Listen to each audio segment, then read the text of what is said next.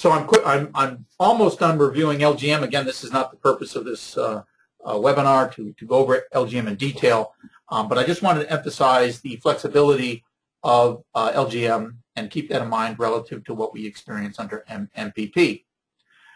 Again, like any other insurance program, there is a deductible, and that deductible represents how much the gross margin guarantee has to decrease before an indemnity is going to be returned. It can be ranged from $0 to $2 in 10-cent increments. Obviously, the lower the deductible, just like any other insurance program, the more expensive the insurance product. And this has significant implications for LGM. I can't overemphasize that. It has significant implications in terms of the cost of the product and, to a secondary degree, the probability of receiving an indemnity.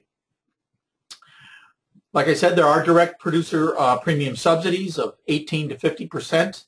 18% subsidy of the premium for $0 deductible, and I think it's $1.10 that a 50%, the 50% max premium subsidy is obtained, and it's available for the rest up to $2.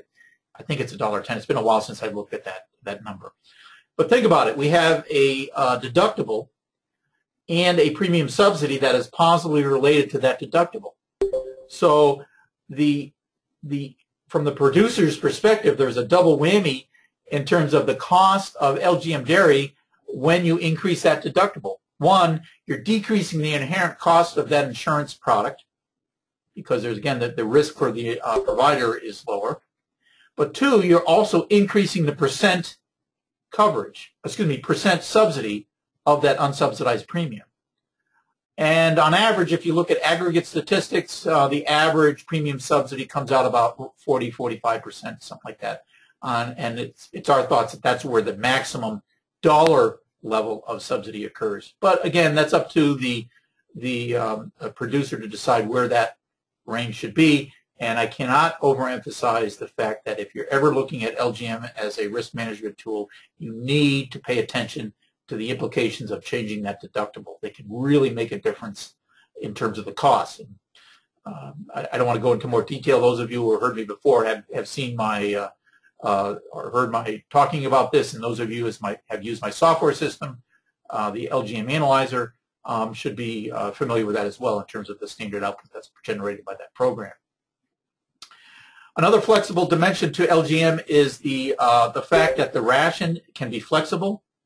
There's a minimum and maximum amount of corn and soybean meal equivalents that are used in LGM for the ration that are allowed, but there's an infinite number of settings between the min and max allowable by the insurance product, and that ration is allowed to change across months. So again, flexibility over time, and flexibility just in terms of the specifics of an operation. For example, we have producers that minimize the amount of ration declared because they grow most of their feed. Little market risk there, so they declare the minimum feed, and they basically are generating a weighted average put on their production. Again, that's one way of doing that. It's whatever is the desire of the producer. Again, so looking at deductible level and changing that ration should be looked at extensively by the producer.